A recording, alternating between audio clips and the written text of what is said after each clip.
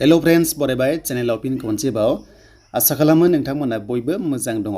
दा BTC साख्रि grade 3 आरो ग्रेड 4 नि सायाव सावरायगोन जे नोंथांमोननि साख्रिया माब्ला मोनमारगोन। गोबांथार कमेन्ट्स खालामगासिनो जेरै गोबांथार माखासे पेन्डिं जाना दङ माखासे स्टेजआ जेरै फरेस्टनि फिजिकल टेस्ट दङ, बाइबा टेस्ट दङ ग्रेड 3 नि, दा बेनिफ्राय BTC सेक्रेटारि बाइबा टेस्ट दङ, दा HS लेभेलनि एग्जाम आरो बाइबा टेस्ट दङ आरो लोगोसे डिग्री दङ। नाथाय ग्रेड 4 आ जोबजोब्बाय, खालि रिजाल्ट ओंखारनांसिगौ। दा बेफोरनो माब्ला मोनगोन गोबांथार कमेन्ट्स खालामदों। आं बिनि सायाव मोनसे आपडेट सफैदों जेराव रिजार्भेशननि सायाव प्लास नोंथांमोननि साख्रि एपइन्टमेन्ट लेटार होनायनि माने दाननि सायाव एबा डेटनि सायाव आरो। दा गोबाव खालामा जों थांगोन अफिसियेल वेबसाइटआव। जाय नोंथांमोना नैबे बड' जब इनफो इउटुब चेनेलाव गोदान साबस्क्राइब खालामना ला जाहाथे लेटेस्ट भिडिअ नोंथांमोना मोनबाय थानो हायो। दा जोङो फार्स्टआव फैग्रोबाय CSP नि अफिसियेल वेबसाइटआव आरो फैनाय लोगो लोगो गोबां कमेन्ट्स फैदों जे BTC साख्रिनि भिडिअ खालामनाङा।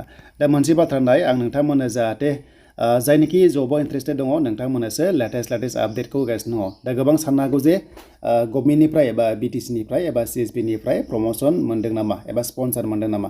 स' टटेलि बिदि स्पन्सर लानाय जायाखै। जि खालामनांगौ दं आंनि जिनिखि रल बेखौ आं होगासिनो दङ, जेराव आपडेट खालामनाय जाहाथे जोंनि लाइमोनफोरा जाहाथे माने आपडेटखौ मोनो प्लास आरो बे आपडेटजों खारफानानै जाहाथे फिउचारा जाहाथे नोंथांमोना मोजां जायो। मानोना साख्रि दा ट्रेन्डिंआव दं नालाय BTC आव साख्रि होगासिनो दंथ'। स' बेखायनो लास्ट चान्सआ बेनो सेप्टेम्बर सिगां नोंथांमोना जायनो खाफालाव दं साख्रि मोननाया चान्सआ दंसै। दा मोनसे बाथ्रा, बे साख्रिखौ माब्ला होगोन ना थ' बेखौहाय गभर्नमेन्टआ बुंदों। स' गभर्नमेन्टआ बुंगासिनो दङ जे गासै 2500नि बारा अलमस्ट जोङो 3000 लाथ'बाय आरोना 3000 लाथ'बाय। बेनि साख्रिनि फाइनाल रिजाल्टआ जुलाइआव। अके, थ' जुलाइआव नोंथांमोना मोनगोन। अके, थ' जुलाइआव नोंथांमोना मोनगोन। मानोना जुलाइ जोबनाय लोगो लोगो आगस्टआव मा जागोन, MCC नांबाथाय मडेल कड अफ कन्डाक्ट नांबाथाय साख्रि होनो हायाना आरो इलेक्सना सेप्टेम्बराव जागोन। बेखायनो जुदि एग्जाम्पल सेप्टेम्बरनि 21 आरो 22आव जायोबा रिजाल्टआ हमना ला 30 सेप्टेम्बराव ओंखारगोन। थ' बिनि सिगां साख्रि होगोन ना। दा बेखायनो जुलाइआव साख्रि होगोन होननानै बिथांमोना फोसावबाय। बेनो जाबाय अफिसियेलि फोसावबाय जे 2500नि एसे बारा थागोन पस्टआ। नाथाय रिसेन्टलि LP 1000 पस्टखौ फोसावदों, जेराव LP आरो UP। स' बिनि काट अफआ ओरैबायदि जेरावनोखि आसाम टेट क्वालिफाइड जानाय, BTC टेट क्वालिफाइड जानाय आरो CTET क्वालिफाइड जानायफोरा गासैबो बेयाव एलिजिबल। थ' बेखायनो काट अफआ एसे गोजौ थांगोन, बांद्राय गाहायबो थांनाय नङा। एग्जाम्पल थांनाय बाराव जुदि 60 थांदोंबा बिनि जास्ट -3 एबा -2 थांनो हागौ। अके, अब्ला हमना ला 57निफ्राय 58 काट अफ थानो हागौ आरो। दा बिनि सायाव 100% नङा, बाट समजों लोगोसे बेखौ मिन्थिगोन। अके, थ' लिंकआ एक्टिभ जाथ'वाखैमोन, माखासे टेक्निकेल इसु जादों जानांगौ। जेब्ला जायो नोंथांमोना एप्लाइ खालाम। स' दायो जों फैबाय रिजार्भेशन पलिसियाव।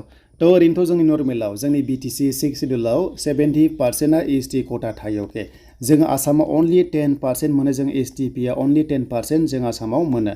नाथाय जोंनि 6 सिडिउलावहाय मा 70% जों ST खथा मोनो, आदार्सआ जाबाय 30। स' दायो सरकारि साख्रियाव गभर्नमेन्टनिफ्राय डिक्लेयार खालामबाय, एनाउन्स खालामबाय जे अफिसियेलि बेनो जाबाय 3%। अके, 3% रिजार्भेशन। आरो बे 3% रिजार्भेशनखौ सोर मोनगोननो, बेनो जाबाय मार्टिस फेमिलि, जायनि न'खरा हारिनि मुङाव जिउ बाउदोंमोन। बिथांमोननि न'खरनि थाखाय 3% एबा 3% सरकारि साख्रियाव मासि दोननाय जादों। अके, आरो बे जोबोर मोजां बाख्नायथाव जादों। अके, जोबोर मोजां जादों। आंनिफ्राय स्पेसियेलि जोबोर मोजां माने मोननायखौ फोरमायबाय। नाथाय साफा सानैया नेगेटिभ कमेन्ट्स फैदों।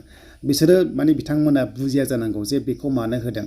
खायसे कमेन्ट्सआ ओरैबायदि फैदों, आं दाखालि मोनसे कमिउनिटि टेबाव होदोंमोन, बेयाव कमेन्ट्सआ नेगेटिभ फैदों जे जिनिखि थैबाय एक्सुवेलि बिथांमोना साख्रिखौ बोरै मोनबावनांगौ जाखो, बा बिथांमोननो सोर होबावनांगौ जाखो, बिथांमोनाथ' गैला। बाथ्राया बे नङा, बे मोनसे रं कनसेप्ट। बिथांमोना थैदों जानांगौ, बाट बिथांमोननि कन्ट्रिबिउसना दाबो दङ। बेखायनो न'खराव बिथांमोननियाव दाबो फेमिलि मेम्बार्स दङ। थ' बिथांमोननो होनाय जागोन। एग्जाम्पल बिबौआ गैला, हमना ला एग्जाम्पल बिबौआ गैला, देन बिनि फिसालाया हमना ला फिसालाया बैसो गैला, देन बिनि फिसालानि फिसाला एबा फिसौलायाथ' दङ, स' एलिजिबोल फरायनाय दङ। थ' बिथांमोननो साख्रिखौ होनांगौ एबा होनाय सिस्टेमाव लानाय जादों आरो। अके, एग्जाम्पल हमना ला NDB जिनिखि हमना ला थायोना, गोबां दंमोन जोंनि जिनिखि हिर'सफोर दंमोन, बिथांमोना बै समाव गावथार जाबाय, बाट न'खराव मेम्बार्स थालांबाय, हिनजाव बा फिसाला थालांबाय। थ' बिथांमोननि फिसाला एबा हिनजावफ्रा एलिजिबोल साख्रियावथ' बिथांमोना मोननायनि राइट्स दङ। बेखिनि खोथाखौ नोंथांमोना बुजिदो, जायफ्रा नेगेटिभ कमेन्ट्स खालामदोंमोन, जुदि कनसेप्ट क्लियार जायाखैबा। बाथ्राया बेनो जे जोंहा बै समाव दा जों मिथिगौना 5000निबो बांसिन जोंनि बर' सुबुंफ्रा जिउ बावनाय दं हारिनि नामाव। थ' बिथांमोननि न'खरा एटलिस्ट माखासे बेबादि चान्सखौथ' मोनखानांगोन। मानोना बिथांमोनासो बिथांमोनासो जोंखौहाय माखासे रैखाथि होनायाव गोबां बिहोमा दङ अके थ' बेखौ क्लियार खालामबाय आरो स्क्रिप्ट हमना ला जोङो हांखोनि थाखाय जिउ बावदों बै समाव अके स्क्रिप्टनि थाखाय नांदोंमोन ना दा जोङो माखौ बाहायो बेनो जाबाय जोंहा देबनागरि बाहायो एग्जामाव जोङो भाइभा टेस्टआव जोंनि स्क्रिप्टआ मा होनबा जोंहा रमान नङा अके जोंहा रमान नङा इंलिस नङा बेनो जाबाय जोंनिया जाहैबाय जोंहा देबनागरि अके बेखौ सोंदों भाइभा टेस्ट थांनाय बाराव देन बेयावबो जिउ बावनांदों देन बेनिफ्राय BSc अके BSc कदा माब्ला जादोंमोन 1993 अके 1993 आव साइन खालामदोंमोन बड'लेण्ड अट'नमास काउन्सिल बेखौबो भाइभा टेस्टआव सोङो स' बेयावबो गोबांथार माने जिउ बावनांदोंमोन जोंनि बर' हारियाव देन बेनिफ्राय सेकेन्ड हमना ला BTC थ' BTC आ माब्ला जादोंमोन बेनो जाबाय बड'लेण्ड टेरिटरियेल काउन्सिल बे जादोंमोन 10 फेब्रुवारि 2003 आव जादोंमन बेखौबो सोङो देन लास्ट दानि रिसेन्टलि जानाय BTR अके स' बेनिफ्राय BTR अके थ' बेनिफ्राय BTR रेकर्ड माब्ला जादोंमोन 27 जानुवारि 2020 आव एकर्ड जादोंमोन थ' बेफोर गासैबो जि एकर्ड एबा पिस एकर्ड जादोंमोन बेयाव जायनि न'खरा माने जिउ बावनांदोंमोन बिथांमोननि थाखाय 3% रिजार्भेसन खालामदों अके बे जाबाय जोबोद मोजां जादों थ' बेखौ जों बेयाव फोजोबबाय कनसेप्टआ क्लियार जाबाय जायफ्रा बुजियाखैमोन एन्ड नेक्स्ट फैबाय दानिया नोंथांमोननि हमना ला बेनो जाबाय रिजाल्ट थ' रिजाल्टआ जुलाइ दानाव गासैबो ओंखारगोन बेखौहाय गभर्नमेन्टआ बुंगासिनो दङ थ' बेखायनो जि एग्जाम जालांबाय BTC secretary grade 3 graduate level बेनिफ्राय HS लेभेल टेक्निकेल बेनिफ्राय जानो गोनां आपकामिं 29 जुनाव दा बेबो स' बेबो जुलाइआव नोंथांमोना गासैबो भाइभा टेस्टआ जानानै नोंथांमोना लास्ट सप्तायाव जुलाइनि लास्ट सप्तायाव साख्रि मोननाय चान्सआ दङ आरो अके दा बेखिनियानो नोंथांमोना कनसेप्ट क्लियार जाबाय दा बेनो गभर्नमेन्टआ बुंदों फिजिकेल टेस्टआ फरेस्टना थाबैनो जागोन आरो लोगोसे साख्रिखौ होगोन स' आं सानबाय गासैबो नोंथांमोना क्लियार जाबाय